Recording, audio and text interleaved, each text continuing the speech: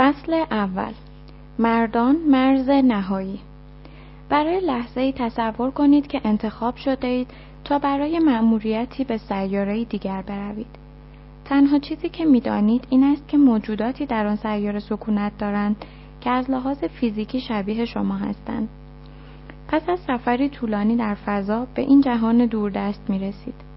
از فضاپیمایتان قدم به بیرون می‌گذارید و موجوداتی خوش قیافه که حقیقتاً شبیه شما هستند به استقبالتان می‌آیند. در کمال تعجب متوجه می‌شوید که حتی به زبان شما صحبت می‌کنند.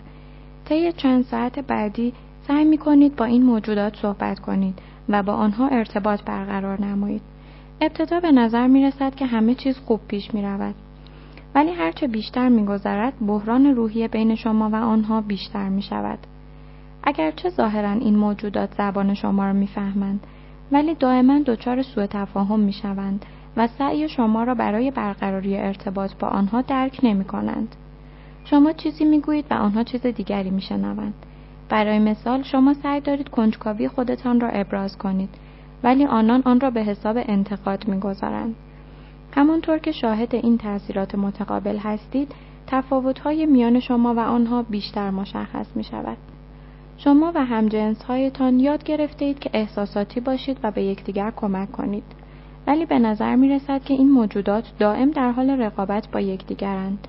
شما یاد گرفته‌اید که احساساتتان را بروز دهید، اما به نظر می‌رسد که آنها سعی در پنهان کردن احساساتشان دارند.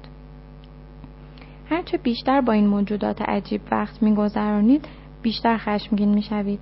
بالاخره شما و گروه تجسستان تصمیم می‌گیرید که آن مکان غریب و ناآرام را ترک کنید. اطمینان دارید که آنها از رفتن شما خوشحال خواهند شد، چرا که در مدت اقامتتان علاقه و اشتیاقی بروز ندادند. ولی در کمال تعجب وقتی اعلام می‌کنید که قصد عزیمت دارید غمگین می‌شوند و با تأکید بر اینکه اوقات خوشی را با شما گذراندند التماس می‌کنند که نروید. در حالی که گیج شده اید علیرغم اصرار ایشان سوار فضاپیما می‌شوید. در حینی که کمربند ایمنیتان را می‌بندید و آماده برگشتن می‌شوید با خود می‌اندیشید آنها عجیب‌ترین موجوداتی بودند که تا به حال دیدم. چیزی می‌گویند در حالی که چیز دیگری احساس می‌کنند. برخوردشان طوری است که گویی اهمیت نمی‌دهند، لیکن برایشان مهم است. به نظر نمی‌رسید که از بودن ما لذت ببرند، ولی از رفتن ما ناراحت شدند. خب دیدارشان جالب بود، ولی مطمئناً هرگز نمی‌خواهم با آنها زندگی کنم. آغاز سفر ماجراجویی شما به دنیای مردان. بسیار خوب، اگر هنوز متوجه نشده اید، باید بگویم که موجودات فضایی به زمین آمدند و در حال حاضر میان ما زندگی می‌کنند. اسم آنها مرد است.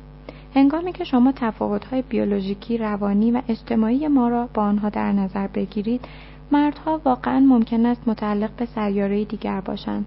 چند لحظه تأمل کنید و به کنار آمدن با شخصی فکر کنید که گذشته‌ای کاملاً متفاوت دارد، با ارزش‌های کاملاً متفاوت بزرگ شده است و یاد گرفته به روشی کاملاً متفاوت با شما فکر کند، رفتار کند و ارتباط برقرار نماید.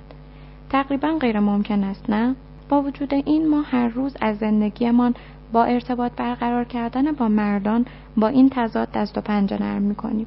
در واقع کنار آمدن ما با مردان خود یک معجزه است. همانطور که قبلا هم گفتم، تفاوت میان زن و مرد سابقه‌ای طولانی دارد.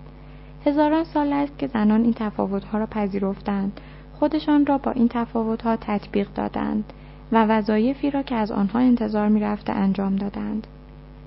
ولی در اوایل قرن 20 انقلابی به وقوع پیوست، انقلابی که در آن زنان خودشان را دیدند و در ضمن اصرار ورزیدند که مردان هم آنان را ببینند. زنان برای نخستین بار خواستار تساوی حقوق در تمام زمینه‌های زندگی شدند و در این تحول از نقشی که طی سالیان دراز توسط مادران، مادربزرگ‌ها و مادربزرگ‌هایشان ارائه شده بود خارج شدند.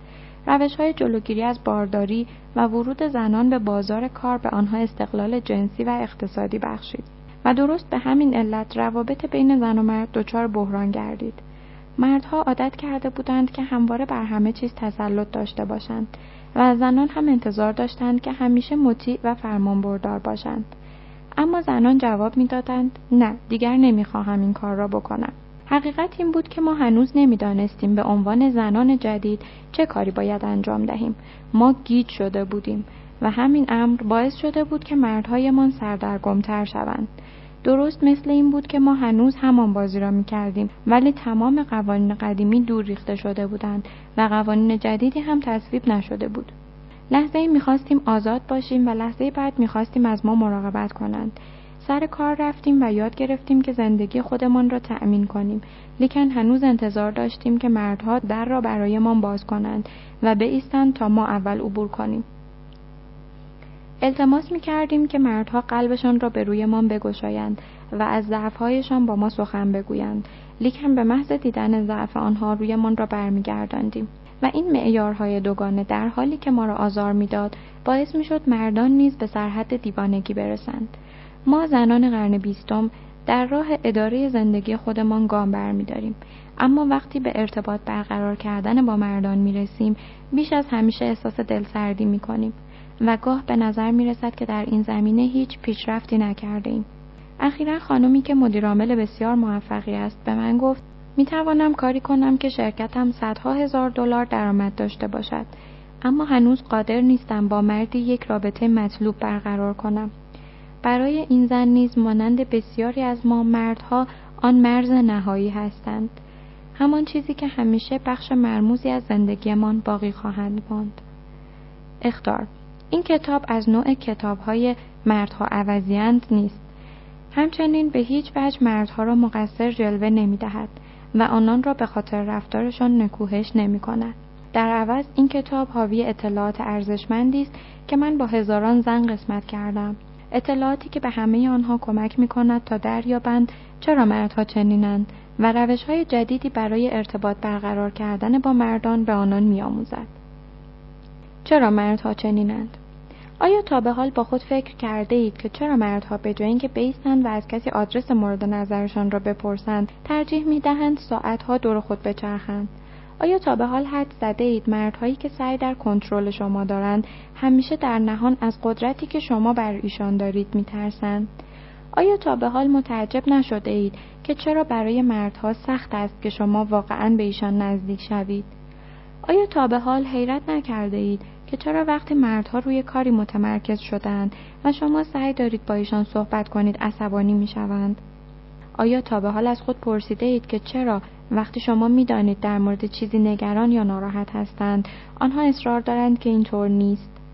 اگر به هر یک از سوالات بالا جواب مثبت دادید، بدانید که تنها نیستید.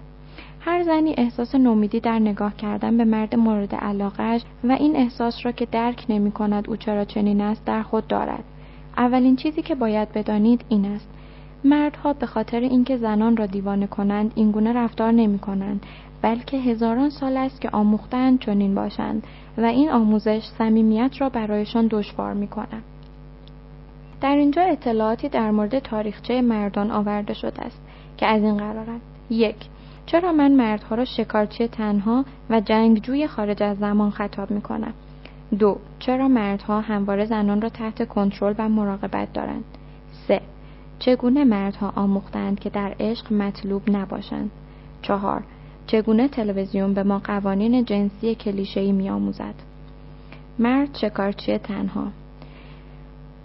زمان هزاران سال پیش است. زمین سیاره خشن و در حال تغییر است که آتشفشان‌ها، طوفان‌های یخی، سیل‌ها و شرایط جوی سخت آن را کامل کرده است.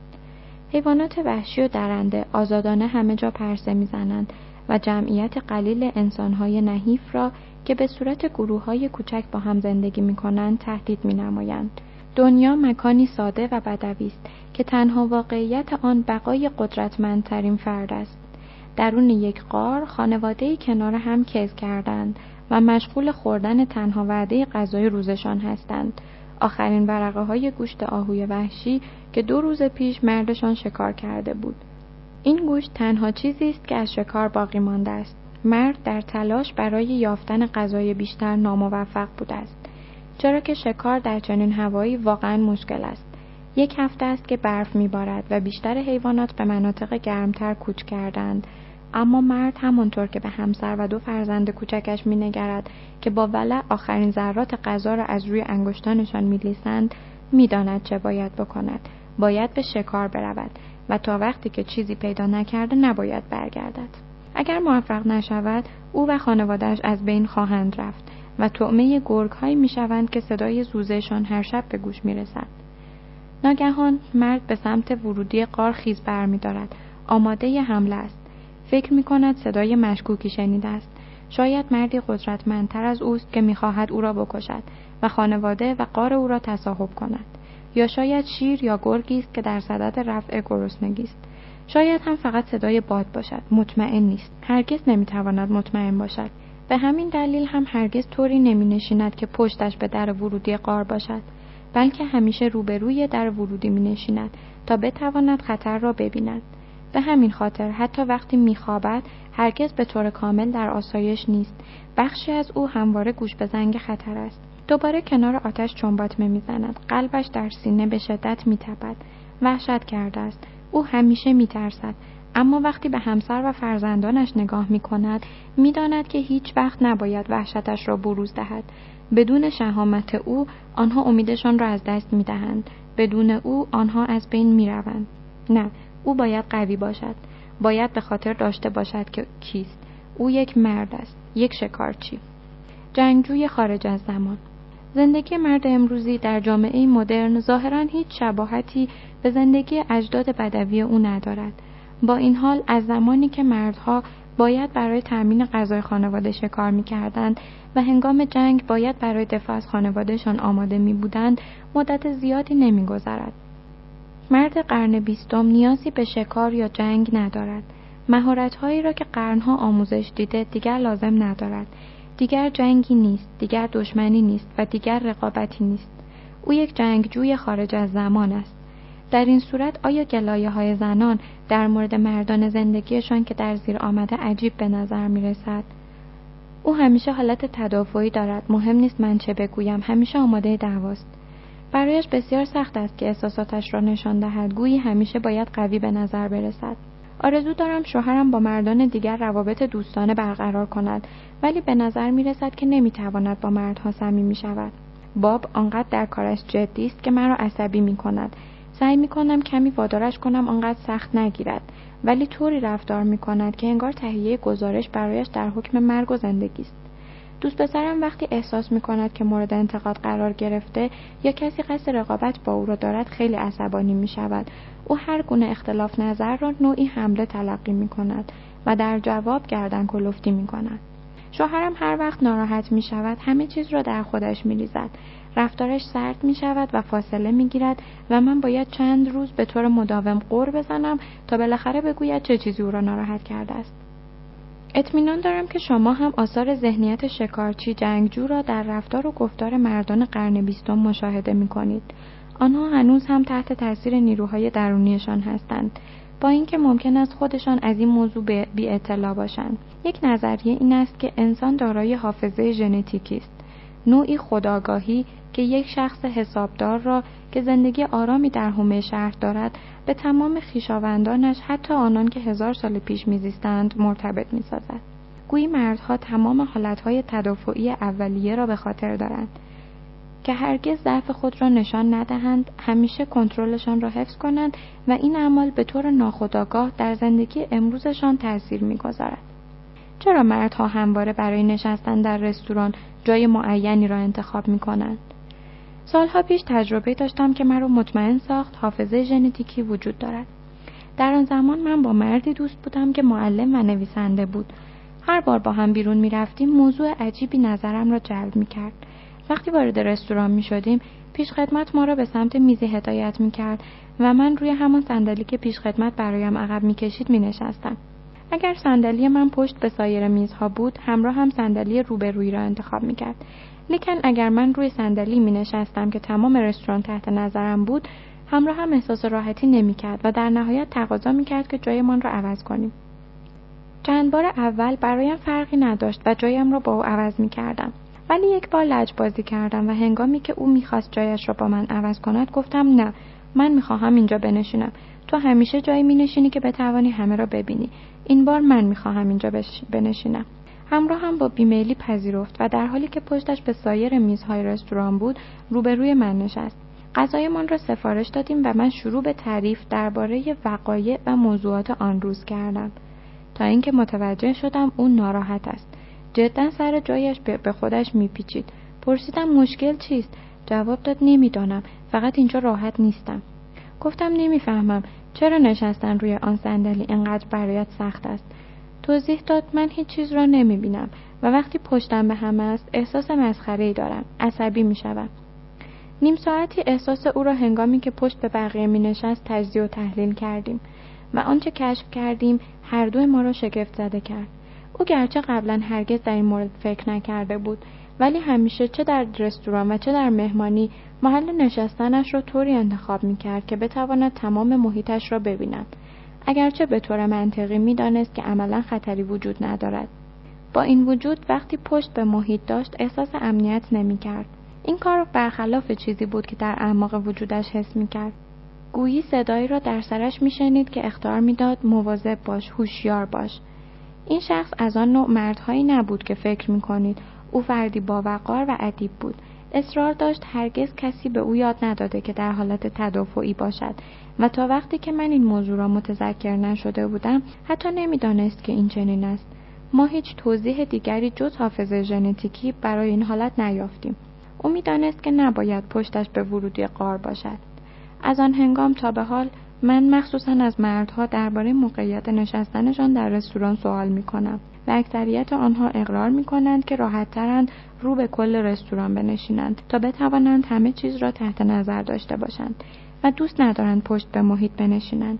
شاید شما هم بخواهید آن را امتحان کنید. البته اگر بخواهید عمدن مردی را معذب کنید، اصرار ورزید که پشت به محیط بنشیند و به خود پیچیدنش را نظاره‌گر باشید. چرا مردها همواره زنان را تحت کنترل داشتند؟ تا وقتی که راه‌های جلوگیری از بارداری به جوامع معرفی شدند، نقش مردان و زنان در این حقیقت ساده خلاصه می‌شد که زنان می‌توانند حامله شوند و بزایند و مردان نمی‌توانند. بیایید به زندگی جک و جیل فلینسون، شخصیت‌های کارتون عصر حجر نگاه کنیم که با هم شکار و کار می‌کنند. هرگاه جیل نمی‌خواهد تحت کنترل جک باشد، بهتر است رابطه جنسی با او برقرار نکند، چون هر بار با جک رابطه جنسی برقرار می‌کند حامله می‌شود و به این ترتیب از حقوق مساوی و برابرش محروم می‌شود. او به زودی سنگین می‌شود و دیگر نمی‌تواند بدود، سپس بچه دار می‌شود و باید از کودکش نگهداری و مراقبت کند و همین امر مانع از آن می‌شود که برای به دست آوردن غذا با جک بیرون برود. وقتی که 3 یا 4 فرزند داشته باشد، چون تمام وقتش صرف رسیدگی به کودکان می شود، پس برای همه چیز باید کاملا به جک وابسته باشد. در این میان جک و تمام دوستان مردش تنها به یک دلیل قدرتی مطلق بر روی زنانشان دارند. آنها شکار را می‌یابند، می‌کشند و گوشتش را تقسیم می‌کنند و هر کس بیشتر از همه شکار کند به عنوان رئیس شناخته می‌شود. اگر شما با این شکارچیان خوب رفتار نکنید یا از قوانینشان پیروی ننمایید، آنها می‌توانند به شما هیچ غذایی ندهند و شما می‌میرید به همین سادگی. شاید به همین دلیل هنوز برخی از مردان از تصور شاغل شدن همسرانشان خشمگین می‌شوند.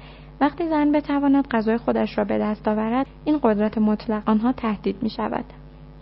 البته قرنها پس از اینکه مردان شکار را کنار گذاشتند، زنان به دلیل طبیعت مادرانه‌شان باز هم در خانه ماندند. مردها قدرت اقتصادی را در دست داشتند، بنابراین همه چیز تحت کنترلشان بود. توضیح روانشناختی تسلط مردان بر زنان.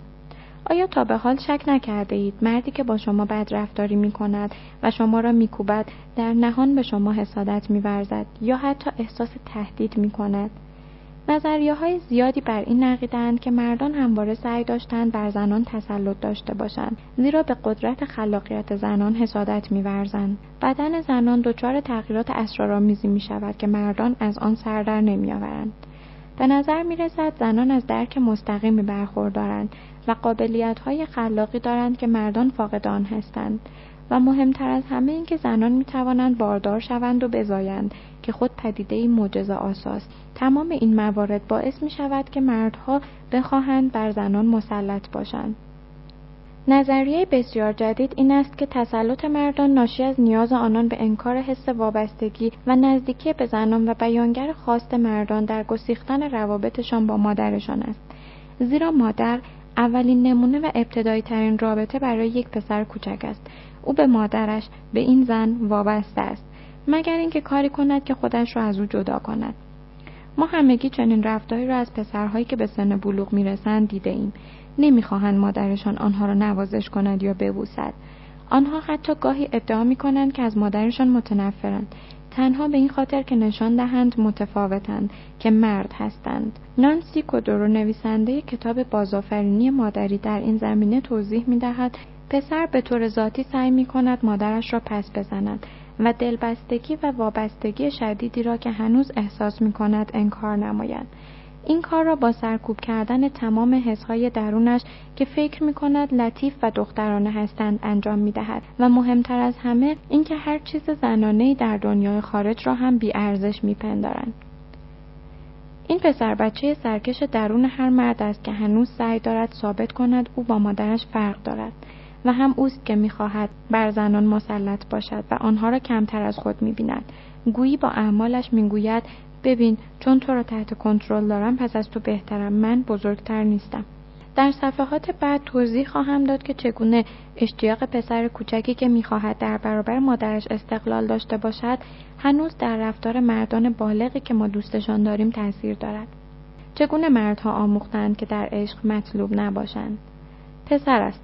دکتر این مژده را می‌دهد و از آن لحظه به بعد این جنس مذکر کوچولو کاملا متفاوت از دختر کوچولویی که در اتاق مجاور متولد شده بزرگ خواهد شد. به حقایقی که از تحقیقات متفاوت گردآوری شده و در زیر آمده توجه کنید. والدین نوزاد پسر مایلند پسرشان را چنین توصیف کنند: محکمتر، بزرگتر، هوشیارتر، قویتر و سختتر. والدین نوزاد دختر کودکشان را چنین توصیف می‌کنند: دوست داشتنی، لطیفتر، کوچکتر، زیباتر و ظریفتر. والدین حقیقتاً باور دارند که نوزادشان چنین خصوصیاتی دارد. گرچه بنابر گزارش بیمارستانی هیچ تفاوت عمده‌ای بین این دو گروه نوزادان وجود ندارد. والدین انتظارات بیشتری از پسر بچه‌ها دارند. انتظار دارند پسرها بیشتر مسئولیت پذیر باشند و بیشتر خود را به مخاطره اندازند. والدین به پسرها بیشتر فشار می‌آورند تا مستقل باشند. وقتی پسر بچه‌ها می‌ترسند یا صدمه می‌بینند، کمتر از دخترها آنها را دلداری می‌دهند و در سنین پایین به پسرها آزادی بیشتری داده می‌شود. والدین پسرها را تشویق می‌کنند که احساساتشان را کنترل کنند و برعکس دخترانشان را تشویق می‌کنند که احساساتشان را بروز دهند. پسرها یاد می‌گیرند که مرد نباید احساسات قوی داشته باشد، نه تنها احساساتی مانند ترس و غم، بلکه دلبستگی، نیاز و عشق عمیق نیز نشانه ضعف هستند. دکتر برنی زیلبرگل در کتاب جنسیت مذکر توصیف می‌کند که چگونه پسرها یاد می‌گیرند که اثر نشان دادن احساساتشان را ببینند. آنها در سنین کودکی می‌آموزند که تنها طیف محدودی از احساسات قابل ابراز است، مانند پرخاشگری، رقابت، خشم و احساساتی که باعث تسلط آنها شوند. همانطور که بزرگتر می‌شویم، احساسات جنسی هم به این فهرست اضافه می‌شود. ضعف، پریشانی، ترس، آسیب‌پذیری، مهربانی، دلسوزی و شهوت تنها برای زنان مجاز است. پسری که ذره‌ای از این خصلت‌ها را بروز دهد مورد تمسخر قرار می‌گیرد و او را بچه ننه و دختر صدا می‌زنند و بدتر از این چیست؟ امروزه بسیاری از پدر و مادرها سعی دارند که رفتارشان با کودکانشان بر اساس جنسیت نباشد، اما بیشتر مردان بالغی که من و شما با آنها رابطه داریم قربانیان این شرطی شدن دوران کودکی هستند. چگونه تلویزیون به ما قوانین جنسی را می‌آموزد؟ بیشتر ما در کودکی نه تنها از طریق والدینمان بلکه به واسطه هزاران ساعتی که به تماشای تلویزیون گذرانده ایم یاد گرفته ایم که چگونه خود را در نقش مذکر یا مؤنث ببینیم. تحقیقات بسیار جالبی در زمینه نقش‌آفرینی مردان و زنان در تلویزیون صورت گرفته که نتایج آن آزاردهنده است. شخصیت‌های مذکر اصولاً جاه طلب، ماجراجو، قدرتمند و مسلط ظاهر می‌شوند، در حالی که زنان نقش‌های وابسته، مطیع و ضعیف را بازی می‌کنند. مردان درگیر فعالیت‌های هیجان‌انگیز هستند که به خاطر آنها پاداش‌های بزرگ دریافت می‌کنند، در حالی که زنان نقش‌های کم اهمیت‌تر از مردان را بر عهده دارند که پاداش کمتری هم برای آن می‌گیرند. تبلیغات تلویزیونی زنان را افرادی نشان می‌دهد که نگرانیشان درباره مشکلاتی از قبیل بوی بد توالت، سردردهای میگرنی و کثیفی یقه پیراهن است، در حالی که مردان افرادی مقتدر، آگاه و قدرتمند نشان داده می‌شوند. تلویزیون وسترن محبوب تمام پسرهای جوان دهه 50 و 60 قهرمان‌های کاملا آمریکایی را به تصویر می‌کشید. کابوی همان کاری را می‌کرد که لازم بود. هنگام غروب به تنهایی سوار بر اسب به راهش ادامه می‌داد.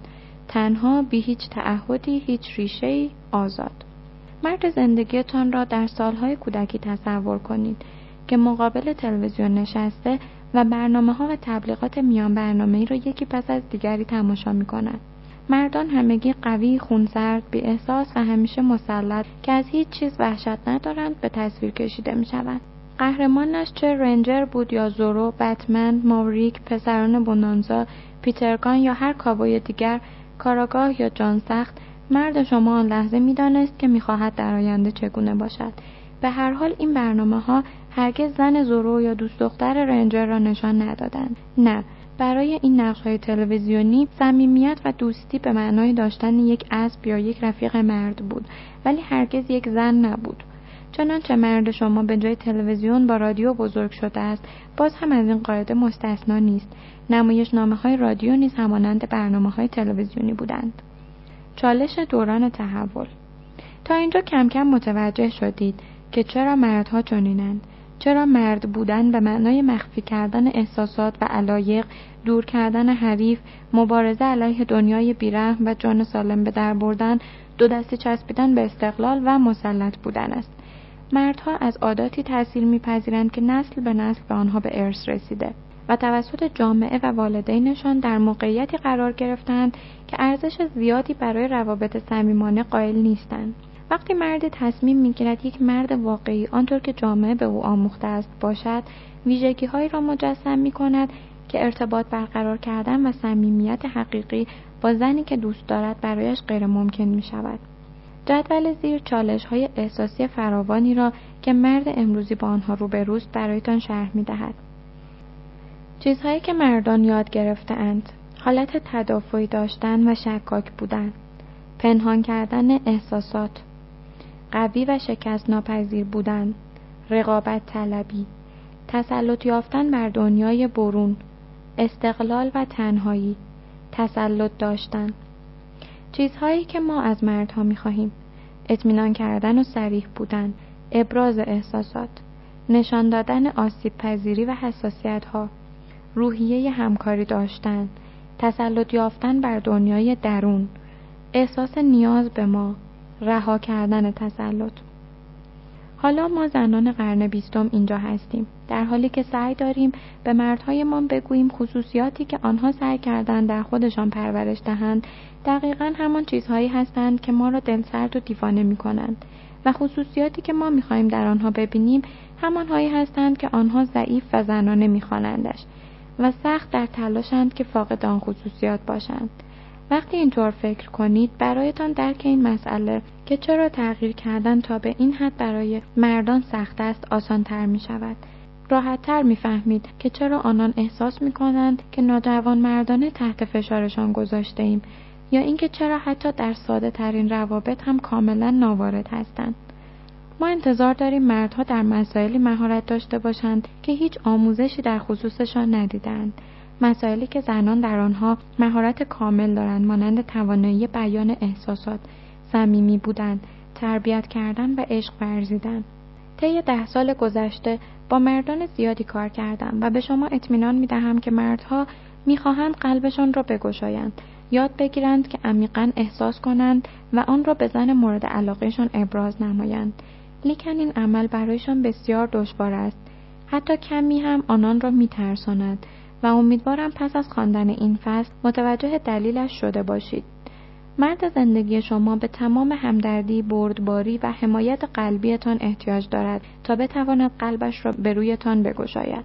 نفرین چینی که در ابتدای فصل آمده بود چنین میگوید: باشد که در دوران تحول زندگی کنید و این دوران به طور قطع در حال تغییر و تحول است. روش‌های قدیمی عشق ورزیدن و زندگی کردن دیگر به کار نمی‌آیند و هنوز هم روش جدیدی پیدا نکردیم. در این میان هنوز سعی داریم روابطمان را حفظ کنیم و در این رابطه به شدت دچار ناامیدی و سرگشتگی می‌شویم. لیکن چالش این تغییرات به ما فرصت می‌دهد که به مراحل جدیدی از درک و رشد شخصیتی برسیم. این کتاب به شما کمک می‌کند که چالش‌هایتان با مردان را به ماجراجویی عاشقانه بدل کنید.